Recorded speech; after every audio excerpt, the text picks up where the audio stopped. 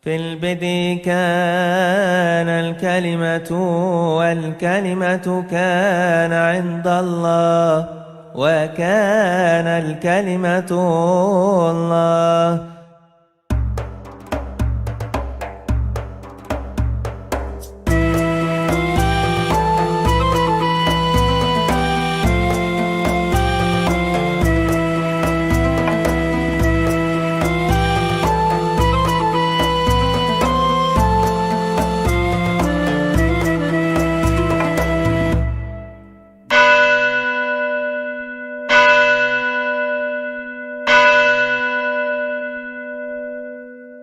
Kita kembali dalam bincang-bincang kita masih bersama dengan Bapak Bambang Nursena dan Bapak Yohanes Edward.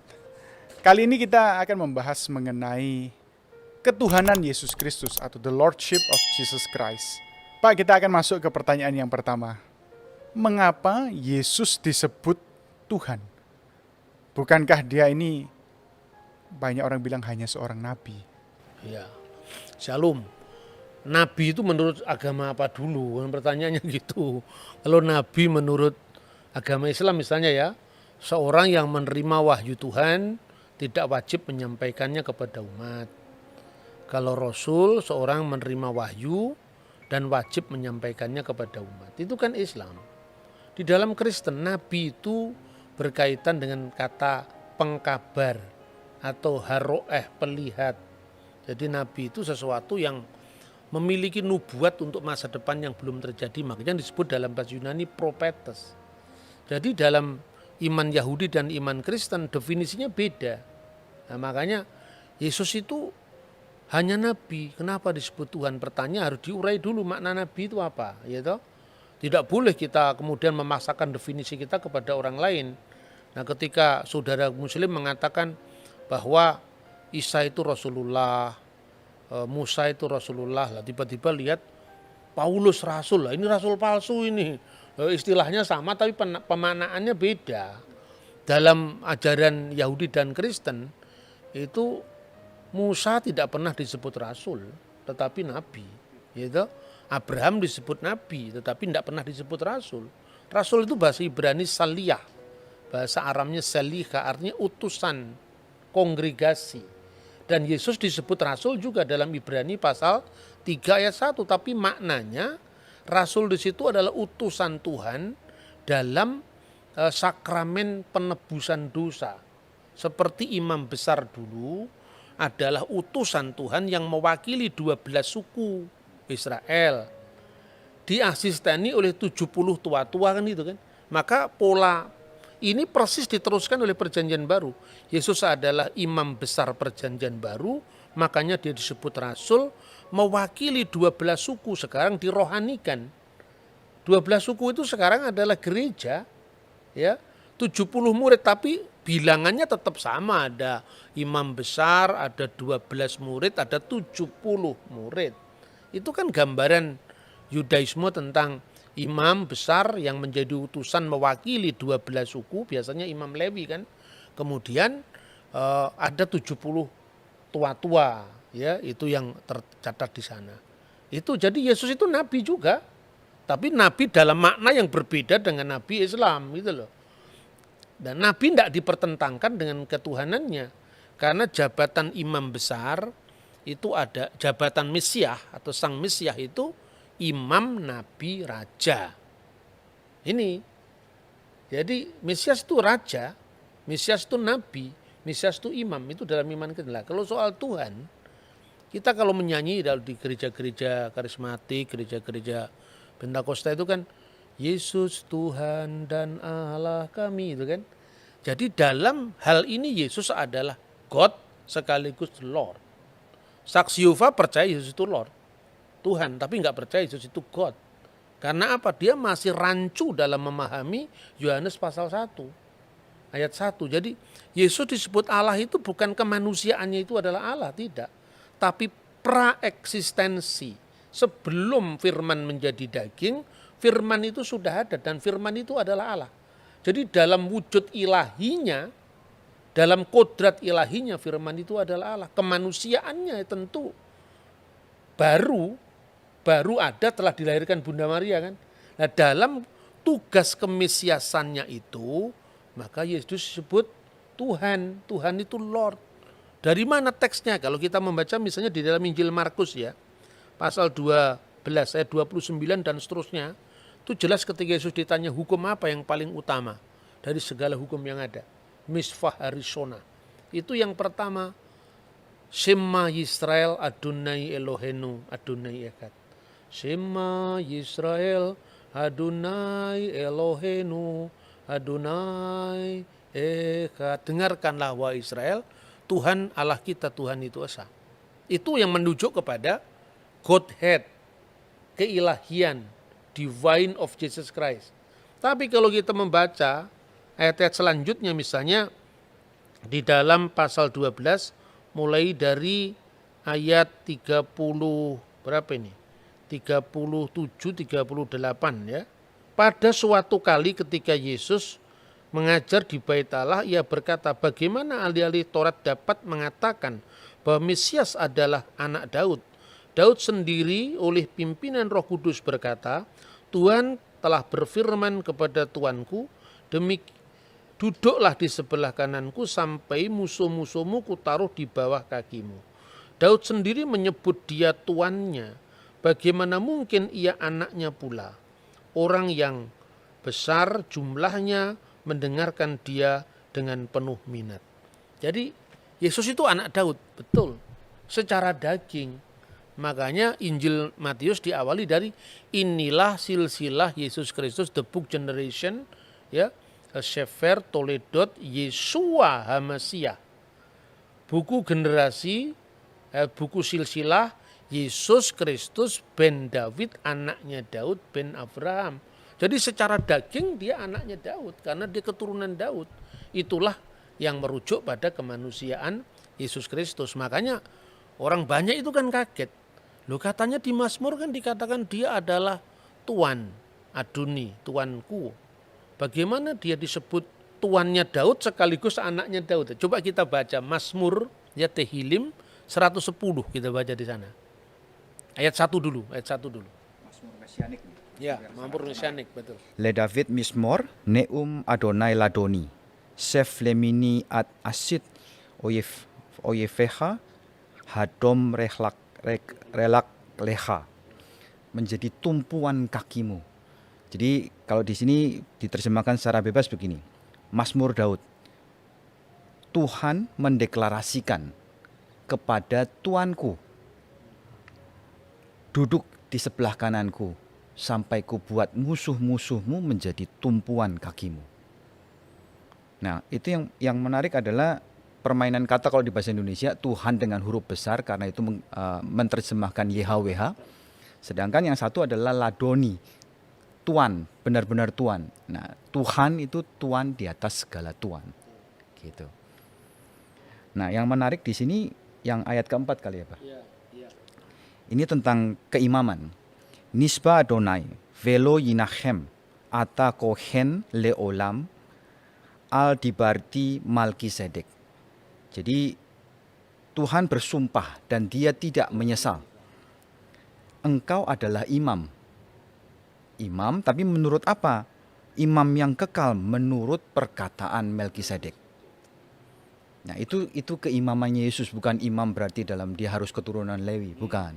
Tapi dia adalah imam menurut Melkisedek. Makanya tadi disebut ada 3 matra atau 3 aspek dalam gelar Mesias, yaitu raja pertama ya. Makanya disebutkan di situ firman Tuhan. Nium Hashem Ladoni, kepada Tuanku. Nah, dalam bahasa Indonesia tadi betul dikatakan Mas Edward bahwa kalau Anda membaca bukunya Muhammad Yamin, Kamus Melayu abad 18-19 itu Tuan segala Tuan, itu Tuhan. Jadi huruf H di sini menekankan ketuanan di atas ketuanan. Jadi penguasa segala penguasa. Dalam makna ini Yesus disebut Tuhan. Duduklah kamu di sebelah kananku. Apa konteksnya? Bukan berarti ada 2 kursi, terus Allah di sebelah kiri, Yesus di sebelah kanan. Bukan seperti itu. Itu artinya apa? Ruang Maha Kudus, tempat Sekinah ilahi, artinya kehadiran ilahi, itu sebelah kanannya adalah istana Daud. Jadi artinya bahwa Mesias itu akan menjadi raja kekal menurut dinasti Daud selama-lamanya. Maka duduklah kamu seflimini, duduklah kamu di sebelah yamin, sebelah kananku selama-lamanya. Itu aspek kerajaan, ya. Pada saat orang Majus membawa persembahan itu ada 3. Emas, kemenyan, mur. Emas itu kerajaan, menyimpulkan tentang raja. Kemenyan itu tadi yang ayat 4. Engkau adalah imam besar menurut aturan Melkisedek. Artinya Melkisedek itu kan tidak berbapak, tidak beribu, tidak bersisilah. Bukan berarti dia tidak punya bapak sungguhan. Ini ungkapan dalam bahasa kitab suci dan sesuai dengan apa yang lazim saat itu. Kalau di sidang pengadilan, ibunya diketahui, tapi bapaknya sudah mati, tidak diketahui. Ibunya bernama Miriam, bapaknya tidak diketahui, tidak berbapak. Ya, apater, bukan artinya dia lahir dari batu, bukan seperti itu. Itu konteksnya ungkapan-ungkapan seperti ini kalau orang awam kan sulit ya. Makanya kalau tidak paham membaca Alkitab dalam bahasa bahasa terjemahan letterlock, seperti yang misalnya terjemahan baru. Silahkan membaca Alkitab bahasa Indonesia masa kini, yaitu namanya terjemahan dynamic equivalent translation. Jadi diterjemahkan sesuai dengan maknanya, bukan bentuk bahasanya. Itu menarik. Jadi yang pertama raja, yang kedua imam, lambangnya adalah kemenyan, dan mur itu lambang penderitaan. Sekaligus juga bahan wangi-wangian kan mur itu. Jadi maka ketika Yesus itu diminyai dengan minyak wangi dan mur, itu melambangkan via dulurusannya. Maka imam, nabi, raja. Nabi ini merujuk pada figur hamba Tuhan yang menderita yang dinubuatkan di dalam Yesaya pasal 53, Mazmur pasal 20 ayat 17. Jadi artinya kita tidak boleh menilai agama orang itu dari sudut pandang kita, tidak akan pernah bisa ketemu. Ini kan musimnya debat sekarang ya. Kalau musim durian itu lebih enak. Habis makan durian, makan manggis. Kalau musim debat begini orang menang-menangan, tidak tahu metodenya bagaimana berbicara tentang agama lain ya. Kalau nanti nggak cocok terus merasa kalah, pembunuhan karakter, nyerang pribadi, itu bukan Indonesia itu. Indonesia tidak seperti itu. Jauh sebelum bangsa lain itu punya kesadaran tentang multikulturalisme, kita sudah punya Bhinneka Tunggal Ika. Jadi kira-kira seperti itu konteksnya ya. Baik. Nah Pak, ini selalu, apakah Tuhan itu mati? Ini kan pertanyaan yang Sering. sangat sering ya. Sebetulnya saya jawab gini bosen juga, tapi enggak apa-apa lah. Kita orang sabar lebih daripada para pahlawan. Kata Tuhan tadi kan sudah dikatakan itu kan fungsional. Seperti kata Lord. Ya, tapi kalau Lord of Lord itu God. Lord itu Charles misalnya. Kalau Charles mati, yang mati itu apa Lordnya apa Charlesnya? Ya Charlesnya. Lord tidak bisa mati kan, Lord itu jabatan. Semisal misalnya Presiden Soekarno wafat. Yang wafat kan fisik Soekarnonya. Presiden kan itu jabatan, mana bisa jabatan wafat. Makanya dia yang dibunuh dalam keadaannya sebagai manusia. Bukan Tuhan itu dibunuh. Tuhan tidak bisa mati. Kalau di dalam kidung-kidung gereja ortodok ya, gereja timur itu ada ungkapan misalnya Kudusullah, Kudusul Qawi, Kudusul Lati la yamut irhamna. Kuduslah engkau ya Allah, kuduslah engkau yang maha kuasa. Kudusu ayyuhal qawi, Kudusul Lati la yamut irhamna. Kuduslah engkau yang tak berkematian. Ya, kasihanilah kami. Tapi ada rumusan yang berasal dari gereja-gereja non-Kalsedonian yang berbunyi ya, Kudusulillah kudusulil qawi kudus, Kudusulillahi la yamut irhamna, Kudusun yaman sulibta anirhamna. Kuduslah engkau ya Allah, kuduslah engkau yang maha kuasa, kuduslah engkau yang tak berkematian, yang disalibkan bagi kami, kasihanilah kami. Jadi Yesus itu tidak bisa mati sebagai firman Allah. tetapi disalibkan bagi kami dalam kemanusiaannya. Itu ayatnya clear sekali kok. Dan dalam keadaannya sebagai manusia dia telah taat, bahkan taat sampai mati, bahkan mati di kayu salib. Yang mati di kayu salib itu dalam keadaannya sebagai manusia. Diulang lagi, ini kan dari Filipi ya, Filipi pasal 2. Diulang lagi misalnya dalam 1 Petrus pasal 3 ayatnya 18. Dia yang dibunuh dalam keadaannya sebagai manusia. Jadi jangan GR, Tuhannya orang Kristen mati. Itu kan bukan seperti itulah. Maka beragama itu yang beradab lah. Menilai orang lain itu dalam presuposisi agama yang bersangkutan. Kalau agamanya pengkritik ini dikritik kan ya marah. Ya. Maka janganlah suka membuat kesalahpahaman, memelihara kesalahpahaman, memelihara paham yang salah meskipun sudah dijelaskan. Agree in disagreement. Kita berbeda dalam, ya kita setuju dalam ketidaksetujuan. Kita memang berbeda, kita memang tidak sama, tapi kita bisa bersama-sama. Bahwa dalam setiap agama itu punya misi, punya dakwah, yang tidak usah dipersoalkan. Kalau di Kristen misalnya, Rasul Paulus pernah mengatakan, celakalah saya kalau saya tidak memberitakan Injil. Celakalah aku apabila aku tidak memberitakan Injil. Kemudian apa harus diselamatkan? Wah, Kristen tuh hati-hati.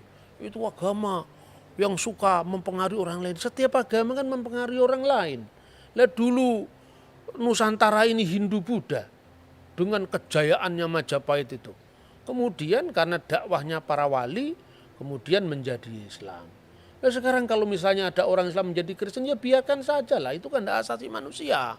Tidak perlu harus ada gerakan anti pemurtadan. Murtad dan tidak murtad tergantung dari pihak mana kita melihat kan. Marilah kita berspiritualitas yang berbhinneka tunggal ika. Berbeda-beda tetapi satu. Tidak usah usil dengan orang lain, apalagi itu orang yang agamanya sungguh berbeda dengan dia, tidak bisa dipahami menurut dia. Itu saya kira ya, semoga ini bisa mencerahkan. Pak, ini yang terakhir Pak. Ayat-ayat mana yang membuktikan atau menyebutkan bahwa Yesus itu adalah Tuhan? Ya tentu banyak sekali ya. Misalnya Kisah Rasul pasal 2 ayat 36. Karena Allah telah menjadikan Yesus yang kamu salibkan sebagai Tuhan dan Kristus. Tapi sekali lagi, ini kata Tuhan ini maknanya Lord loh. Nah, Adonai, tetap pemilik, pemelihara, ya, fungsional. Kalau itu perlu ditambahkan, jangan hanya mengatakan pertanyaan Yesus di mana disebut Tuhan, tapi di mana Yesus disebut Allah. Dalam Yohanes 1:1, Firman itu bersama-sama dengan Allah dan Firman itu adalah Allah. Firman itu adalah memra Allah, tapi sekaligus memra min khedem Allah. Firman yang itu adalah bersama-sama dengan Allah, min khedem Allah, sekaligus firman itu adalah Allah sendiri. Ya, terus terakhir barangkali ya, orang mengatakan, di mana Yesus pernah mengatakan, ya, akulah Allah, sembahlah aku. Ya, tidak ada ungkapan seperti itu. Tapi apakah berarti kalau misalnya Jokowi tidak pernah, saya Presiden Indonesia, hormatlah kepada saya, kan nggak perlu. Orang sudah tahu kalau dia Jokowi, Presiden, ya toh? Tuh, kalau dalam konteks kitab suci, pertanyaan itu bisa dibalik. Di mana di dalam ayat Alkitab pernah dikatakan, aku, kata Yesus, bukan Allah. Jangan sembah aku. Tidak ada. Apa berarti mereka mau mengaku? Kalau gitu Yesus Allah, kan tidak seperti itu. Wong dia Islam kan tidak mungkin mengaku Yesus adalah Allah. Kita Kristen ya tidak mungkin mengakui Quran itu adalah firman Allah atau Muhammad adalah Rasulullah atau Nabi Allah. Setiap agama itu kafir terhadap agama lain. Tidak usah kita menstigmakan orang lain kafir, orang lain yang berbeda harus kita musuhi, tidak perlu. Karena apa? Kita ini sama-sama kafir sekaligus sama-sama beriman. Kita beriman kepada yang kita imani toh. Kita beriman pada Yesus. Tapi bagi orang Muslim kan nggak beriman pada Yesus, berarti kafir terhadap Yesus. Kan gitu kan? Kita percaya kepada Alkitab. Yang lain nggak percaya kepada Alkitab. Kamu kafir terhadap Alkitab, tapi kamu beriman pada Vedamu. Kamu beriman pada Tipitakamu, kan gitu kan. Jadi itulah etika kita dalam berbangsa dan bernegara. Tidak boleh kita memaksakan ruang privat kita ke ruang publik, kemudian orang lain harus sama dengan kita dan diukur dari kita. Tidak bisa itu. Demikian saya kira. Baik. Wah, semakin lama semakin menarik. Oke, demikianlah bincang-bincang kita mengenai ketuhanan daripada Yesus Kristus.